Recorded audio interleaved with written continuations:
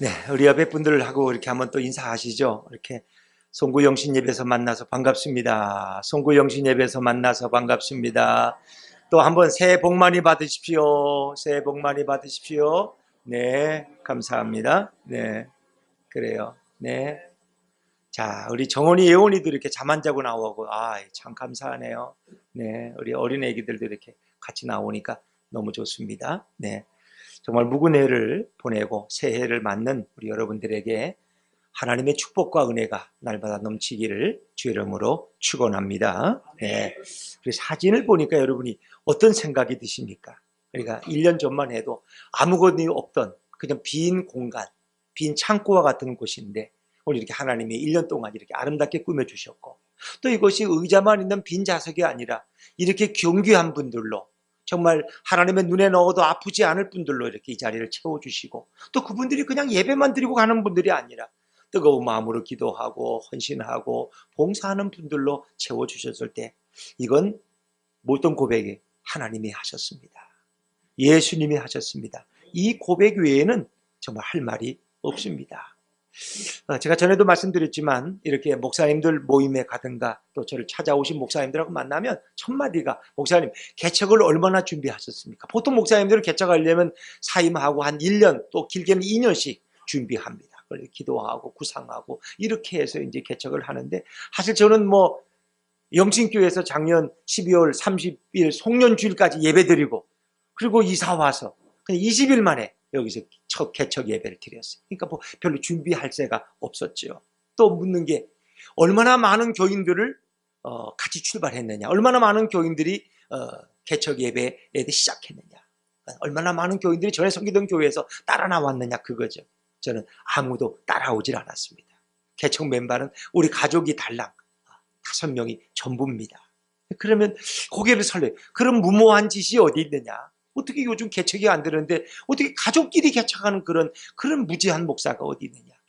사실 저는 교만 같지만 정말 하나님이 살아계시다면 예수님이 살아계시다면 개척 멤버가 없어도 지금 잘 섬기는 분들 이렇게 내가 끌고 나오지 않아도 거리도 멀지만은 그런 개척 멤버가 없어도 우리 주님이 개척 멤버가 되주시면 주님이 필요한 분들을 보내주시고 주님이 그 교회를 세워가시지 않을까. 할렐루야. 전 이런 기대. 하나님이 정말 예수님이 살아계시지 않으면 제가 개척해도 실패하고 안 되는 거죠. 그러나 예수님이 정말 살아계신다면 그분은 이 개척을 책임지실 것이다. 그런 제게 믿음이 있었기 때문에 사실 가족끼리 그런 어려운 무모한 모험을 한 거죠. 그러니까 첫 예배 때 우리 가족끼리 만약에 드렸다면 얼마나 허전했을까요? 저와 저희 집사람과 우리 아들 부부 도겸이까지 다 합쳐 5명이 예배 드렸다. 반주자도 없고 이렇게 찬양하는 잘생긴 우리 전도사님도 없고 우리끼리 예배 드렸다면 얼마나 첫 예배가 저 외로웠겠어요. 제가 또 노래나 잘합니까? 저희 아내가 무슨 반주를 할 줄 압니까? 이게 참 비극적인 거잖아요. 근데 하나님이 첫 예배 때 이렇게 좋은 반주자를 보내주시고 이렇게 찬양 잘하는 잘생긴 총각 전도사님을 보내주시고 말이에요. 이게 얼마나. 근데 저 전도사님이 그래도 차가 BMW입니다. 우습게 보지 마세요. 여러분. 네. 여러분. 그러니까 이게 하나님이 도와주시지 않으면 이건 도저히 불가능한 개척인데 주님이 역사하셨다는 말 외에는 제가 할 말이 없다. 예수님이 살아계시기 때문에. 그래서 제가 창립예배 6월 13일 때 그런 고백했습니다. 이사야 41장 4절의 말씀을 제가 인용하면서 이 일을 누가 행하였느냐, 누가 이루었느냐, 누가 처음부터 만대를 불러내었느냐, 나 여호와라. 처음에도 나요, 나중 있을 자에게도 내가 그니라. 이건 하나님이 하셨습니다. 제가 한 것이 아니에요. 어디서 이렇게 개척 이제 6월 10일이니까 개척 5개월 만에 어디서 이렇게 귀한 분들이 와서 그 크신 하나님의 사랑을 부르고 정말 크고 놀라운 평화가 내게 있네. 이 찬양을 어떻게 부르냐. 근데 그분들이 근데 저기서 여기서 11, 2~3명 이렇게 찬양을 부르고 그게 이제 네이버에 들어가면 인터넷에도 그냥 그대로 있어요. 네, 이거 얼마나 놀라운 일이냐 말이에요. 정말 또 그렇게 찬양하자 그래도 누구 하나 반대하는 분이 없으니 얼마나 감사해요. 저는 이 모든 일을 시작하신 분이 바로 주님이시고 준비하신 분이 우리 예수님인 줄로 믿습니다. 또 이 장소가 얼마나 귀한지 몰라. 이 장소가 이 부영 아파트 5단지 더구나 상가 이 4층이 얼마나 귀한지 몰라요. 저는 조금 긴 얘기가 될지 모르지만 간략하게 말씀드린다. 이렇게 작년 올 아직은 한 해가 안 넘었으니까 작년 2018년 11월 달쯤 이제 그렇게 10월 달에 마음을 먹고 당회와 이야기하고 그리고 이제 개척할 장소를 구하게 됐는데 이 찾아도 마땅치가 않아요. 그러니까 이것저것을 많이 왕래하다가 이제 우리 아들이 수원의 화서역 부근이 좋다고 그래서 거기 일단 집은 글로 이제 옮기기로 그렇게 하고 교회 장소를 구하는데 수원은 마땅치가 않아요. 뭐 이 빌딩은 이렇게 빈 빌딩이 있지만 주차장이 하나도 없어요. 그래서 생각보다 또 비싸고 그리고 거기서 뭐 개척할 장소가 안 되고 호메질이라는 아파트 단지가 들어가 보니까 그건 또 어마어마하게 비싸고 이미 입주한 지 5년이 넘었고 그래서 뭐 이것저것을 가봤지만 별로 뾰족한 수가 없어서 우리 멀리 보지 말고 정 안 되니까 시간은 촉박하고 그래서 그냥 화서역 그 블루밍 푸른숲 아파트 앞에 그 상가가 한 2층짜리 뭐 영어학원 하는 게 이렇게 낫다고 부동산 얘기. 이게 보니까 뭐 좁아요. 한 18평 정도나 될까? 그러나 뭐 그것도 감사하죠. 교인이 없는데. 근데 그 지하에 또 교회가 하나 있어. 기도원 같은. 근데 부동산 아줌마 그래. 저긴 이단 같은 거니까 신경 쓸 거 없다고 그냥. 그 교회가 지하에 있는데 2층에다 또 예배당을 개척하니까 그게 마음에 또 걸려. 그럼 뭐 어떡해. 어차피 교인은 없는 거고. 뭐 교인 없으니까 우리가 좀 쉬라고 하나님 그러시는가 보다. 6개월 동안 교인이 없어 우리끼리 그저 도겸이나 보고 그냥 그렇게 당신은 여기서 커피 학교나 하고 이러면서 세월 보내면 얼마나 좋느냐. 그래가지고 이제 그걸 또 좀 깎았어요. 깎고 한 몇 주 동안 이렇게 만나고 주인도 만나고 이렇게 해서 이제 다음 주일에 이제 가기로 하고 이제 그 시간이 왔어요. 그래서 오늘 이제 계약을 하러 가는 날이에요. 아침에 제가 새벽 기도를 인도하는데 그리고 기도하는데 그 기도가 되죠. 개척할 장소니까. 근데 하나님이 그런 사인을 안 주셔요. 그곳은 아니라는 거예요. 그곳은 아니라. 제가 제 한 사람의 기도 가지고는 확신이 없으니까 이제 우리 아내가 출발하려고 막 아침 먹고 출발하려고 그러는데 여보 그래도 한 5분만 좀 기도해보고 가자. 아내가 다시 안방으로 들어가. 저는 이제 바깥방 기다려. 아내가 기도하고 한 10분에 나오더니 내가 기도해도 하나님이 더 좋은 데를 준비하고 계시는데 왜 거기를 가려고 그러냐. 미안하지만 벌써 몇 번 옮겼기 때문에 아무래도 오늘은 계약을 못하겠다고 양해를 구했어요. 부동산 아줌마한테. 그리고는 다른 곳을 또 찾아보기 시작했는데 뭐 또 며칠 동안 구성, 광교, 뭐 용인 또 막 돌아다녔어요. 근데 저는 사실 동탄만 못 왔어요. 우리 아내가 먼저 한번 이 동탄 지역을 왔다 갔다 하는데 정말 그게 왔다 간 건지 아니면 잘 몰라가지고 오산쯤 왔다 간 건지 그걸 모르겠어요. 자기 분명히 동탄에 왔대. 내가 보니 아무래도 안 온 것 같아. 자기는 와봤다는 거야. 근데 없다 그러더라는 거야. 이제. 그 믿어야 될지 모르겠는데 그래가지고 또 구성, 광교 뭐 구성이 또 앞으로 뜰 거라고 그러고 또 광교가 좋다고 그러고 막 다녀오는데 그날 또 마땅한 데가 없어요. 어떤 분은 소개하는데 뭐 산 밑에 가서 거길 또 교회 하면 되는데 내가 아무리 봐도 죽었다 깨도 그건 교회가 안 돼. 거길 또 좋다고 누가 소개해. 수복음교회 장로님이 소개하는 그것도 아니야. 그게 돌아오는 길에 한 3시쯤 됐는데 내 생각에 동탄을 늘 이렇게 신문에서 봤던 기억이 있고 경부고속도로 지나가다 보면 동탄이 아파트가 이렇게 많잖아요. 근데 내가 부동산에 수원에서 물어보기만 하면 그 아줌마가 그래. 목사님 거기는 안 됩니다. 거긴 여기서 멀기도 하지만 거긴 너무 비싸고 교회는 절대 안 줍니다. 그리고 이미 다 끝났습니다. 동탄 신도시가 언제 들어섰는데 아직까지 남아 있습니까? 그래서 제가 원래도 기회가 없었는데 이제 그날은 내가 여보 죽은 사람 소원도 들어주는데 산 사람 소원 한번 들어줘. 우리 동탄 한번 가서 그냥 보고만 지나가자. 그냥 내가 쪼르지도 않을 테니까. 그리고 허락을 받고 이제 동탄이 어딘지 모르니까 그냥 동탄하고 쳤더니 어느 아파트가 쳐서 갔더니 차 세울 데가 없는데 그 아파트 상가에 부동산이 하나 있어요. 명문중개사라고 있어요. 지금 거기 열로 옮겨왔는데 이제 들어갔더니 거기 한 40대 여자분이 뭐 팀장이라고 해. 동탄에 이제 교회를 하려고 그러는데 장소생들이 아유 목사님 여기는 안 됩니다. 여기는 교회는 상가가 안 줍니다. 땅도 없고 그리고 너무 비싸서 들어가실 수도 없고 월세는 안 줍니다. 임대는 그런. 그래서 그래도 어디 좀 가볼 만한 데가 없냐니까 이분이 뭐 같이 가지도 않아요. 그래서 저기 남동탄 쪽에 부영 아파트가 마지막 6개 단지를 짓고 있는데 거기 4층짜리가 4단지 5단지가 있다는 거예요. 4층짜리는 혹시 가능할지 한번 가보시라고. 그냥 2층짜리는 아예 가지도 말라고. 거기는 안 줄 거라고. 2층은 워낙 비싸고.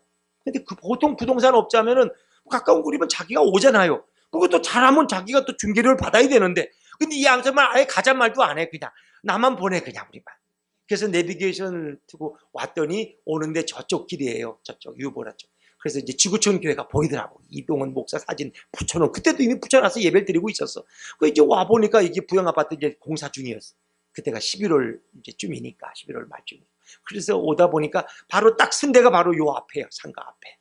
산척동 뭐 몇 번지 105번지에서 왔던데 바로 요 상가 앞에. 근데 젊은 두 사람이 이렇게 서서 말끔한 양복을 입고는 뭐 이렇게 텐트를 쳐놓고는 상가 분양 이러고 써 있어요.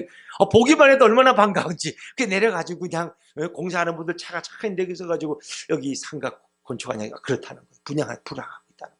그래서 설명을 해서 4층은 병원이 들어올 자리고 3층은 학원이 올 자리고 뭐 1층은 약방이나 파리바게뜨나 뭐 이런 게 올 자리라는 거예요. 그래서 제가 이제 얘기를 했죠. 그러면 저 4층이 얼마냐 그러니까 뭐 한 2천만 원에 200만 원 된다고 그래 한쪽에. 그래서 뭐 그 정도면 28평이니까 나쁘지는 않다고 다른 데 비해서는. 그래서 그럼 뭘 할 거냐, 업종이 뭐냐. 그래서 교회를 할 거라 그랬더니 교회는 안 됩니다. 교회는 우리 회사가 방침이 교회는 안 주기로 돼 있다는 거예요. 그래서 내가 그럼 병원하고 얘기하고 있다는데 병원이 만약에 안 들어오면 어떡할 거냐. 이 구석에 어떤 병원이 들어오겠냐. 그랬더니 그러면 일주일 후에 전화해 보래. 일주일 동안 기도하고 전화했더니 병원은 아직 안 들어왔다는 거예요.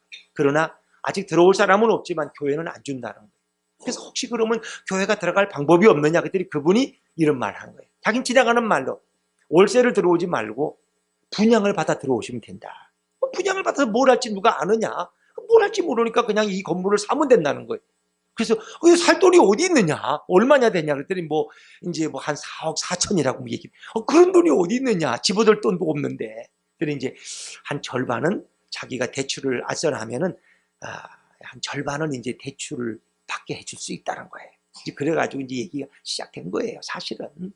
이제 4억 4천을 뭐 2천원 깎아주고 사정해서 또 2천만 원은 뭐 다시 돌려받는다 그러고 부가세인가 뭔가 또 그러고 그럼 4억인데 한 2억은 대출 받을. 그러면 2억을 대출 받아서 이자가 얼마냐 했더니 한 60만 원 정도 될 거래. 200만 원에 비하면 훨씬 싸잖아요. 그거 괜찮다. 그거 잘 되는 장사겠다. 이래가지고 했는데 그게 여기 입당하고 창립예배 드리고 3월 달이 되도록 은행에서는 소식이 없어. 돈을 안 줘. 그리고 그 뭐 상가는 돈도 안 쳐주고 아직 뭔가 안 갖춰졌기 때문에 돈을 또 꿔줄 수가 없대. 상가는 아파트면 모르지만은. 그래가지고 속을 썩였어. 그들이 마지막 많이 안 줬어. 1억 4,400인가 뭐 가져가라고. 가져가려면 가져가. 그래서 나중에 이제 그거 받았는데 하여튼 그래도 제가 감사한 것은 이렇게 좋은 교인들이 있는 이렇게 아름다운 부영 아파트 내에 상가에 동탄 호수공원이 바라보는 자리에 이 예수분교회가 들어온 게 얼마나 감사한지 몰라요. 저는 하나님이 인도하셨다고 믿습니다. 하나님이 인도하신 천혜의 장소예요. 여기보다 아무리 생각해도 전국에서 더 좋은 데가 없는 것 같아요. 아무리 봐도 여기처럼 좋은 데가 없어요. 그래서 이 교회에서 둥지를 틀고 여기서 예배를 시작했는데 하나님께서 이렇게 정말 보배 같은 분들을 보내주셔서 이렇게 예배 드릴 수 있다는 게 얼마나 감사한지 몰라요. 얼마나 감사한지. 정말 이 자리 정말 하나님이 주신 자리고 하나님이 함께 하신 자리. 제가 오늘 아침에 신문을 보니까 화성시가 동탄 신도시가 들어설 때 2001년도에 인구가 18만 명이에요. 18만 명. 이제는 뭐 살인사건으로 또 유명한 도시지만은 하여튼 18만인데 지금 2019년도에는 인구가 87만 명이 됐다는 거예요. 그리고 곧 100만 명이 된다는 거예요. 그래서 이 화성시라는 곳이 어떤 곳이냐? 전국에서 인구 증가가 1위라는 거예요. 재정 자립도가 1위라는 게 당연히 1위고. 그리고 성장 가능성을 가진 곳이 또 1위라는 것입니다. 그리고 평균 연령이 화성시 이 87만의 평균 연령이 36.9세라는 거예요. 거기에 비하면 우리는 아주 양로원에 가야 될 사람들, 양로원에 36.9세라는 거예요. 그래서 제가 이마트를 가보고 어디 가봐도 그냥 다 젊은 부부들이 아이들 보통 2명, 3명씩 데리고 와 있는 게 대부분이에요. 여기서 교회 학교가 안 되면 교회 문 닫아야 돼요. 그런 아들 한 명이 800% 성장을 했으니까 얼마나 가능성이 있는 겁니까? 이거 돌아보면 놀라운 거예요. 이게 사실 태권도장 얻을 생각을 못했어요. 그래서 그냥 정수학 학원에 좀 거기 이렇게 로비, 복도 빌려 쓰자 그랬더니 그 추운데 거기를 어떻게 써요? 그 가면 또 주일날 또 그분들은 수업을 해. 그러니까 아이들도 거기 가서 맘 놓고 놀 수도 없어. 예배도 못 드려. 그래서 고민하는데 어떤 목사님을 만나. 교육학을 전공하신 목사님인데 그분이 목사님 걱정하지 마세요. 체육관 얻는 게 최고. 태권도장. 그래서 태권도장을 주겠나 그랬더니 준다는 거예요. 그래서 용기를 내서 처음에 전화를 걸었더니 우리 태권도 관장님이 우리 청와대 경호원 출신인데 그분이 안 된다는 거예요. 난 교회를 줬다가 지난번에 그냥 애들이 와서 다 뜯어버리고 색칠하고 그래가지고 큰 어려움 당했다. 안 된다는 거예요. 그러나 제가 포기하면 또 안 되죠. 일주일 후에 또 예쁜 저희 아내하고 또 같이 갔어요.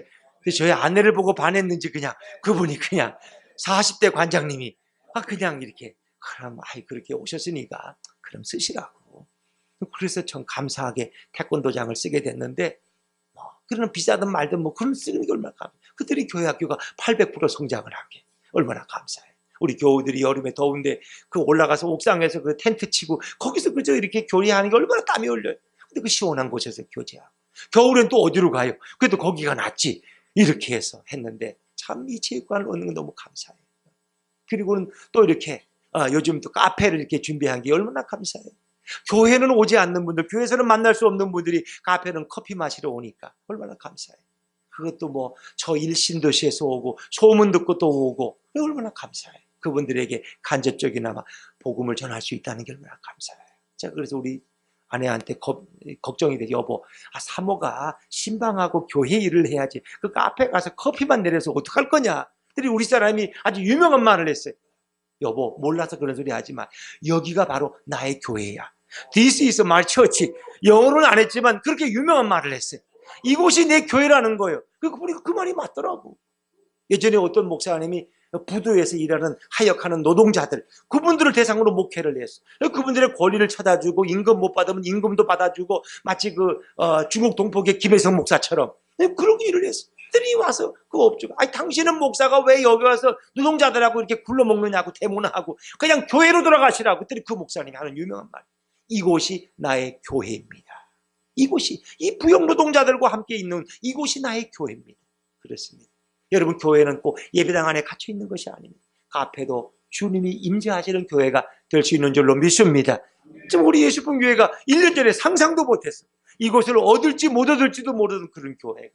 여러분, 체육관을 마음 놓고 주일날 쓰게 되고 아이들은 마음 놓고 소리 지르고 뛰어놀게 되고 또 이렇게 좋은 카페가 생겨서 뭐 세탁소 가는 사람들은 다 카페를 지나가야 돼. 세탁소 가는 사람, 미장원에 오는 사람들은 카페를 다 봐야 돼. 또 얼마나 감사해요. 선전 안 해도 그냥 다 알게 돼. 세탁소가 그래 자랑하더라고. 그 양반이 올해는 예수 믿었는데 지금은 안 나오는데 어머니는 권사님이에요. 세탁소 사장님. 근데 자기들 관리하는 회원이 850가정이래. 그래서 그만한 세대가 세탁물 들고 왔다 갔다 하면 카페를 안 지나다닐 수가 없잖아요. 앞으로 우리 DL 카페는 더 나날이 발전할 줄로 믿습니다, 여러분. 그렇습니다. 우리가 눈에 보이지 않는 영적 영향력을 하나님이 카페를 통해 세워주셨어요. 이런 일들이 어떻게 1년 만에 이런 일이 있을 수 있을까?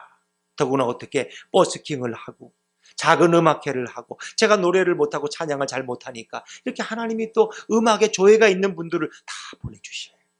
참 우리 교회는 이렇게 하나님이 뭐 한 가지 한 가지 다 은사가 있는 분들을 보내주는 것이 얼마나 감사해요. 더구나 이런 개척교회가 이게 자기도 유지하기 어려운 개척교회가 지난달도 보니까 제가 말씀드렸듯이 무려 200만 원에 한 800만 원의 뭐 외부 도움도 물론 있지만 800만 원의 수익 가운데 한 달에 200만 원을 선교했다는 걸 놀랐습니다. 적어도 매달 80만 원씩 이렇게 많은 기관과 교회들을 우리 처음 개척처부터 돕고 있다는 건 기적 같은 일 아닙니까? 할렐루야. 정말 놀라운 일이. 제가 생각해도 이건 어떻게 이런 일을 행하실 수 있을까? 상상도 못했던 일이. 근데 하나님이 이렇게 매달 한 번도 선교비가 없어서 보내지 못한 적이 없어요. 늘 통장은 그래도 늘 예비비가 남아있어요. 하나님이 일하셨구나. 어떻게 이런 일을. 정말 지난주에 성탄절 예배 드리는 게 여러분 뭐 광고에도 냈습니다만은 한 142만 원 정도. 뭐 개척교회로는 적다면 적고 많다면 많은 돈이지만 너무나 귀한 돈이지. 제가 광고는 안 드렸지만 지나고나 제 마음에 주시는 감동이 야, 절기헌금은 외부로 돌려야 되지 않느냐. 제가 기도하는데 마침 동수원 시찰에서 이렇게 연락이 오기를 평강교회 평화교회라고 박영 목사님이 갑자기 쓰러지셔가지고 아주대병원 입원하셨는데 의식이 깨어나지 않는다는 거예요. 지금 중환자실에 계속 지금 일주일에 넘게 계신다는 거예요. 치료비 모금을 하는 거예요. 그래서 거기에 보내드리면 돼요. 제가 또 마음 먹었던 게 필리핀 선교사님 한 분을 돕고 싶었는데 그래서 그걸 반씩 나눠서 오늘 제가 마음 변하기 전에 다 보내드렸어요. 다 보내드렸어요. 저도 인간이니까 또 교회가 또 쓸 때 생기면 어떡하지? 이 연말은 돈 쓸 때가 많은데 그러나 이것은 한 해가 넘기기 전에 보내드려야지. 그래야 또 주님이 채워주시지. 근데 하나님 참 놀랍게도 그렇게 보내드리려고 마음 먹었더니 또 저 영신교회에 있다가 양평에 가신 권사님 한 분 계셔서 제가 그분이 늘 생각이 나서 내가 한 번은 전화해서 기도해드려요. 그분이 파킨스 병을 한 7년 동안 앓으셨는데 정말 열심히 충성하던 분인데 그래서 양평 가서 만났지만 그분이 마치 권사님들 가시는데 제가 사진을 못 찍어드린 게 마음에 걸려서 전화 드렸더니 너무 고마워요. 그랬더니 목사님 제가 그냥 헌금을 조금 하고 싶은데 그냥 계좌번호 알려달라고 해서 저는 그냥 괜찮다고 그만두셔도 된다고 그러면서도 또 속으로는 너무 할렐루야 고맙다고 그냥 그래서 이렇게 계좌를 알려드리고 마음에 조금만 보내시라고 쓰려고 그러다가 또 하나님 인도하시는 대로 보내겠지. 뭐 그분도 사실 파킨슨 병을 앓고 계시니까 힘들죠. 뭐 그분도 장사하다 서울에서 크게 하던데 지금 다 접었으니까. 근데 그분이 또 감사하게 100만 원을 또 이렇게 보내셨더라고요. 그래서 주님이 보내셨구나.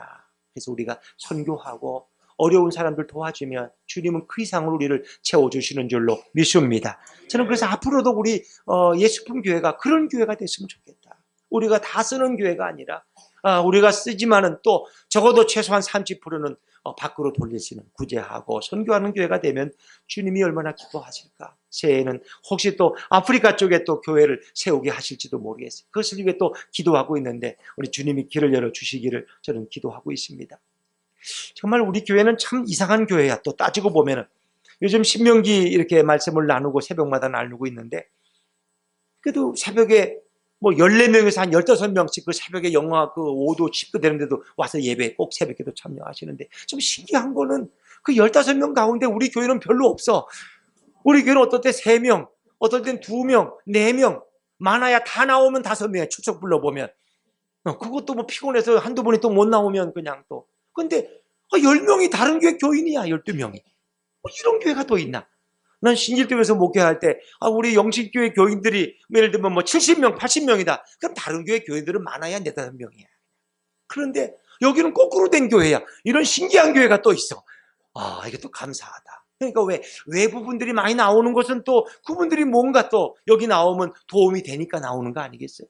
그래서 신명기 새벽 기도를 할 때 예수님으로 신명기를 읽고 있는데 정말 이게 젊은 부부들도 나오고 참 감사해요. 하나님이 이렇게 우리 예수품 교회를 쓰시려고 역사하시는구나. 물론 제가 멀리서 오지 못하는 분들은 다 이해합니다. 전혀 부담 갖지 마세요.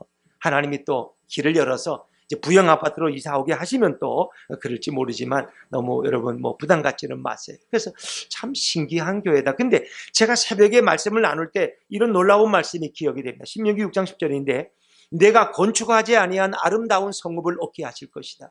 너가 채우지 아니한 아름다운 물건으로 가득한 집을 얻게 하시고 내가 파지 아니한 우물을 마시게 하시고 내가 심지 아니한 포도원과 감람나무의 열매를 먹게 할 것이다. 이게 뭐예요? 가나안 땅에 들어가는 이스라엘 백성에게 주신 약속의 말씀이에요. 근데 우리 예수님께 인류를 돌아보니까 바로 그런 거예요. 전도하지 않은 영혼들로 교회가 가득 채워지고 우리가 구하지 아니한 어린아이들이 이 교회에서 뛰어놀고 그리고 우리가 미처 생각도 못했던 아름다운 음악의 재능을 가진 분들이 이 교회에 가득 차고 말이에요. 얼마나 감사해요. 하나님 이렇게 채우시고 이렇게 역사하시는구나. 개척교회에 우리 다준이 아빠 같은 분이 오셔서 이렇게 워십을 남자가 그것도 할 줄로 누가 상상이나 했겠어요, 여러분? 우리 김성령 지사는 창피한 것도 몰라. 그냥 거 와서 그냥 얼마나 워십을 잘하는지. 이 놀라운 일. 이건 누가 상상이나 했겠어요? 이건 주님이 역사하지 않으면 불가능한 거예요. 불가능한 거예요. 그렇습니다. 탁구를 치러 가면 또 탁구를 다 잘 치는 분들만 하나님 보내주셨어. 그냥 얼마나 감사해요. 정말 주님이 이렇게 역사하실 수 있구나. 저는 이 모든 고백은 하나님이 하셨습니다. 예수님이 하셨습니다. 이 고백이 되기를 주의 이름으로 축원합니다. 우리 좌우의 분들과 한번 인사하시죠. 예수님이 역사하셨습니다. 시작. 예수님이 역사하셨습니다. 그렇습니다. 이건 교회만이 아니라 여러분의 인생에도 예수님이 일하시고 하나님이 역사하셨습니다. 이 놀라운 겁니다. 이제 한 5분 남았는데 좀 더 설교하다가 12시가 되면 말씀하시면 이제 카운트다운을 한번 하도록 그렇게 하겠습니다. 자, 오늘 말씀은 에스라 8장의 말씀입니다. 우리가 이 에스라 8장의 배경을 좀 보면 아직도 바벨론 포로로 끌려가 있습니다. 근데 고레스 왕 때 하나님이 고레스 왕의 마음을 움직이셔서 이스라엘 백성을 예루살렘으로 돌려보내도록 역사하셨습니다. 이 1차 귀환에 한 2만 7천 명, 3만 명이 1차 돌아왔어요. 그리고 2차 귀환이 바로 이제 에스라 학사가 그들을 데리고 돌아오는데 약 9천 명 정도를 데리고 돌아옵니다. 근데 에스라의 사명은 허물어진 예루살렘 성곽을 세우고 예루살렘 성전을 건축하는 것입니다. 근데 성전을 건축하려면 뭐가 필요해요, 여러분? 거기에 많은 재물이 필요합니다. 성전은 그냥 할 수 없어요. 그리고 성전에 필요한 은과 금 기명들이 필요합니다. 보물들이 필요하고. 왜? 노동자를 또 사야 될 것이고. 그리고 성전의 기물들, 그러니까 80년 전에 예루살렘 성이 망할 때 바벨론의 느부갓네살 왕이 와서 예루살렘 성전을 파괴시키고 거기에 있던 모든 성전 기명들을 다 가져갔어요. 근데 지금은 시대가 바뀌었어요. 바벨론 땅이지만 페르시아의 아닥사스다 왕이 이제 에스라를 보내면서 그 예루살렘 성전에 필요한 기명들을 다 돌려보냅니다. 그 모든 것은 다 보석이나 금이나 은으로 만든 그릇들이에요. 그것을 가지고 돌아옵니다. 이게 쉬운 일이 아니에요. 9천 명의 인원들이 다 전쟁할 수 있는 용사들이 아닙니다. 거긴 노약자들, 노인들, 어린이들이 다수입니다. 그런데 그 당시에는 도적대가 들끓었어요. 페르시아에서 예루살렘 오는 길은 멀고 먼 길이었습니다. 그 길을 군사 없이 올 수 없는 길이었어요. 왜? 그들은 너무나 많은 이런 재물들을 가져오기 때문에 도둑들이 이미 그것을 알고 정보를 얻고 준비하고 있을 것입니다. 위험한 길입니다. 자, 우리 한번 25절, 26절에 성경 있는 분들 한번 읽으시고 없는 분들은 들으시면 되겠습니다. 에스라 8장 25절, 26절을 제가 읽어드립니다. 그들에게 왕과 모사들과 방백들과 또 그곳에 있는 이스라엘 무리가 우리 하나님의 성전을 위하여 드린 은과 금과 그릇들을 달아서 주었으니 내가 달아서 그들 손에 준 것은 은이 650달란트요 은 그릇이 100달란트요 금이 100달란트며 그러니까 성전을 위해서 이렇게 준비한 것입니다. 카운트다운 준비했어요? 네. 이제 한 20초 전이니까 650달란트는 요즘으로 보면은 24.5톤입니다. 여러분 3톤 트럭을 생각해 보시면 24.5톤이 어느 정도냐? 이제 카운트다운 영상을 틀어야 되는데 영상 준비 안 했어요? 아, 그렇지. 그걸 틀으라고 그랬지. 괜찮아요. 그래. 자, 12시가 되었으면 우리 하나님 앞에 영광 돌리는 박수 한번. 네, 감사합니다. 네. 우리 또 옆에 분들한테 한번 인사하시죠. 새해가 밝아왔습니다. 새해가 밝아왔습니다. 네. 자, 하나님이 예배 가운데 우리가 이렇게 말씀 가운데 새해를 허락하셨습니다. 이 새해는 여러분이 늘 말씀과 동행하는 한 해가 되기를 주의 이름으로 축원합니다. 네, 은그릇이 100달란트. 100달란트는 3.75톤. 그러니까 3톤짜리 차의 무게와 똑같은 은그릇이 100달란트, 금이 100달란트. 그리고 은이 24.5톤. 어마어마한 양이에요. 계산이 불가능한 거예요. 그 많은 것을 이 페르시아의 왕이 주고 이 신하들이 주고 모사가 주고 방백들이 주고 또 돌아오지 않는 귀환하지 않는 유대인들이 그래서 가는 인편에 다 보내주는 거예요. 헌금해서 예루살렘 성전을 건축. 우리는 못 갔지만 그래서 그것을 가지고 이 9천 명의 인구를 이 노인들과 노약자들 아이들을 데리고 오는 길은 결코 평탄한 길이 아니라는 것입니다. 그래서 에스라는 하나님 앞에 기도합니다. 페르시아의 아하와 강에 모여가지고 그들이 출발할 터인데 그들은 하나님 앞에 금식하며 기도합니다. 자, 우리 21절 말씀 읽어볼까요? 21절 성경 있는 분들. 자, 우리 자막에서도 21절 준비됐으면 한번 읽어볼까요? 네. 21절 같이 읽습니다. 시작. 그때 내가 아하와 강가에서 금식을 선포하고 우리 하나님 앞에서 스스로 겸비하여 우리와 우리 어린아이와 모든 소유를 위하여 평탄한 길을 그에게 간구하였으니 그랬습니다. 그는 아하와 강에서 이 9천 명이 모여서 하나님 앞에 금식하며 기도합니다. 그리고 여기 우리 어린아이와 모든 소유, 어린아이도 상당히 많았다.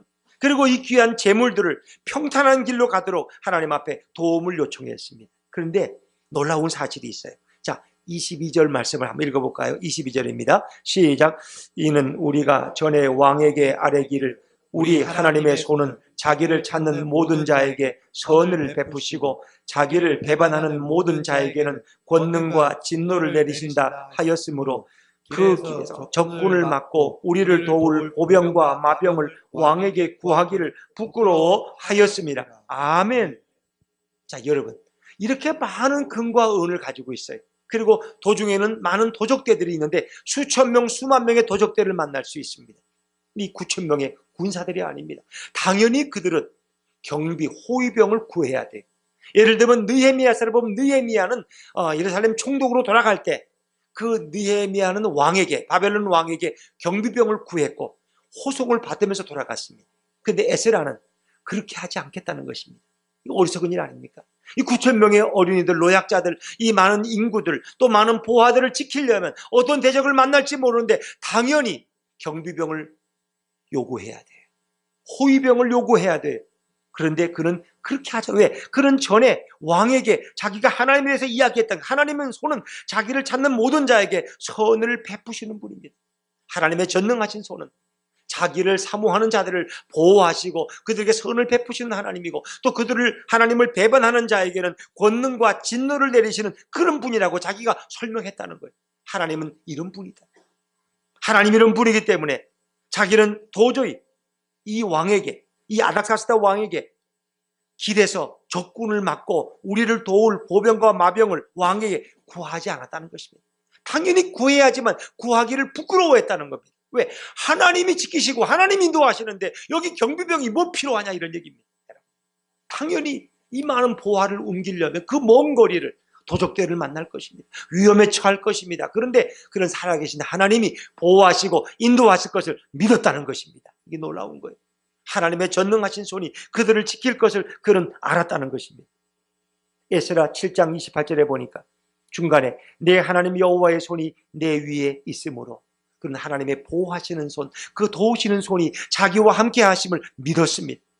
에스라 8장 19절에 18절에 보니까 우리 하나님의 선한 손에 도우심을 잊고 그렇게 말합니다. 에스라는 하나님의 선한 손을 믿었습니다.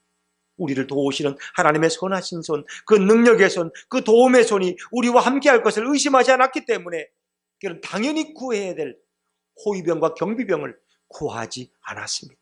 대신 그는 하나님 앞에 온 백성이 금식하며 기도했습니다. 간구했습니다. 그랬더니 하나님이 응낙하셨어요. 23절에 보니까 우리 하나님께 간구하였더니 그의 응낙하심을 입었느니라. 그리고 이제 아우와 강에서 출발하는데 하나님이 어떻게 역사하셨는지 보세요. 31절입니다. 31절 시작. 첫째 달 12일에 우리가 아우와 강을 떠나 예루살렘으로 갈새 우리 하나님의 손이 우리를 도우사 대적과 길에 매복한 자의 손에서 건지신지라. 아멘. 우리 하나님의 전능하신 손이, 우리 하나님의 능력의 손이 우리를 도우신 줄로 믿습니다. 바로 이것은 바꿔 말하면 예수님의 손이 저와 여러분의 새해를 지키고 보호하실 줄로 믿습니다. 예수님의 능력의 손이 우리를 보호하실 것입니다. 그리고 오늘 성경에 보니까 적과 길에 매복한 자의 손에서 우리를 건지신지라. 우리가 어떤 위험에 처할지라도, 여러분이 어떤 위험한 곳을 걸어갈지라도 우리 주님의 손, 우리 예수님의 손이 여러분을 건지시고 보호할 줄로 믿습니다. 이것은 주님의 능력입니다. 오늘 에스라의 마음에는 이런 믿음과 확신이 있었기 때문에 그는 호위병 한 명 없이, 경비병 한 명 없이 그 길을 지나갔다는 것입니다. 당연히 그 소문을 듣고 예루살렘 백성들이 돌아간대. 근데 엄청난 보화를 가져간대. 도적대들이 수도 없이 모였을 것입니다. 근데 하나님의 손이 우리를 도와주셨어요. 그 대적한 자들, 또 길에서 매복한 자들의 손에서 우리를 건지셨다는 것입니다. 매복한 자들이 반드시 있었을 것입니다. 근데 하나님이 천군 천사들을 보내서 그들에게 두려움을 갖게 하고 접근하지 못하게 하시고 그들의 판단이 틀리게 하고 그들의 공격보다 먼저 그곳을 떠나오게 하셨을 것입니다. 이것이 바로 하나님의 역사인 것입니다. 정말 우리가 새해를 바라볼 때 혹시 또 우리 가정에 어려움이 없을까? 내 사업에 이런 불행한 일이 닥쳐오지 않을까? 나의 건강에 어려움이 없을까? 우리 마음속에 이런 염려와 근심이 찾아올 수 있어요. 그러나 우리 주님은 바로 그 보호해야 하시는 하나님의 전능한 손으로, 예수님의 권능한 손이 저와 여러분을 보호할 줄로 믿습니다. 이사야 43장 1절에 보니까 놀라운 말씀이 있습니다. 이스라엘아, 너를 지으신 이가 말씀하시느니라. 너는 두려워하지 말라. 내가 너를 구속하였고 내가 너를 지명하여 부르나니 너는 내 것이라. 내가 너를 구속했다는 것입니다. 내가 너를 지명해 불렀으니 너는 나의 소유라는 것입니다. 그렇으면 우리는 주님의 것입니다. 이사야 3장 2절에 주님 말씀하신 너희가 물 가운데 지나도 내가 너희와 함께 할 것이다. 물이라는 것은 그들이 당하는 인생의 연단과 시련과 역경을 말하는 겁니다. 너가 물 가운데 지날지라도 내가 거기서도 너와 함께 할 것이다. 물이 너를 결코 침몰치 못할 것이다. 너희가 혹 불 가운데 지날지라도 너희가 불에 타지 않을 것이다. 불이 너를 사르지도 못할 것이다. 여러분 보세요. 불 가운데서도 우리를 보호하신다고 약속하시잖아요. 다니엘의 세 친구 사드락과 메삭과 아벳느고가 풀무불 속에 던져지지만 처음에 3명을 집어넣었지만 4명이 그 불 가운데 거닐고 있어요. 근데 그 세 친구를 집어넣었던 바벨론의 병사는 불에 다 죽어버렸어요. 근데 거기에 보니까 4명이 거닐고 있어. 그 불 속에 계신 분이 누구십니까? 예수 그리스도인 줄로 믿습니다. 예수님이 그들과 함께 하셨어요. 그러니까 이 느부갓네살 왕이 사드락과 메삭과 아벳느고야 나오너라. 근데 불 속에서 나왔는데 머리털 하나 상하지 않았어요. 그슬럼 하나 없었어요. 눈썹도 안 탔어요. 우리는 촛불 켜놓고 잠깐 졸기만 해도 눈썹이 타고 학교 가면 너 머리 다 탔다 그러는데 예전에. 근데 머리털 상하지 않아요. 그들을 묶은 포승줄만 다 타버려요. 여러분, 하나님은 바로 그런 분이시고 예수님은 그런 분이십니다. 이사야 40장에 예수님 말씀하시고 보라 내가 새 일을 행하리라. 내가 광야의 길을 사막의 강을 내리라. 그렇습니다. 이 사막의 강을 낸다는 건 불가능한 일이에요. 근데 그 불가능한 일을 행할 수 있는 분이 누구냐? 바로 우리 예수님인 줄로 믿습니다. 그 주님은 우리를 구속하셨고 우리를 부르신 분이고 우리는 그분의 소유입니다. 왜 우리를 창조하셨을까? 이사야 43장 21절 보니까 이 백성은 내가 나를 위하여 지었나니 나를 찬송하게 하려 함이니라. 우리가 주님을 찬양하게 하기 위해서 주님 우리를 지으셨습니다. 우리는 예수님을 찬양하고 예수님을 찬양하는 새해가 되어야 할 줄로 믿습니다. 그 예수님은 어떤 분이십니까? 우리를 죄에서 구원하신 그 예수님을 찬양합시다. 우리의 죄를 대신 짊어지시고 십자가에 죽으셨다가 부활하신 그 예수님을 찬양합시다. 하늘의 높은 보좌를 버리고 더럽고 추악한 우리들을 구원하기 위해서 우리의 친구가 되어주기 위해서 우리를 찾아오신 그 성탄의 예수님을 찬양합시다. 오늘도 내 인생에 찾아오셔서 나와 동행하기 원하시는 그리고 그 예수님을 영접하고 그분을 의지하는 자들에게 우리와 동행하시는 그 예수님을 찬양합시다. 여러분, 그것이 바로 새해 주실 주님의 축복입니다. 사랑하는 여러분, 새해는 두려움이 없습니다. 지난 2019년도를 붉고 가던 눈길로 보호하시고 인도하신 그 주님께서는 2020년도 우리와 동행하실 줄로 믿습니다. 아무것도 두려워하지 말고 우리 예수님 손 붙들고 새해를 힘있게 출발하는 우리 예수분께 성도들 다 되시기를 주의 이름으로 축원합니다.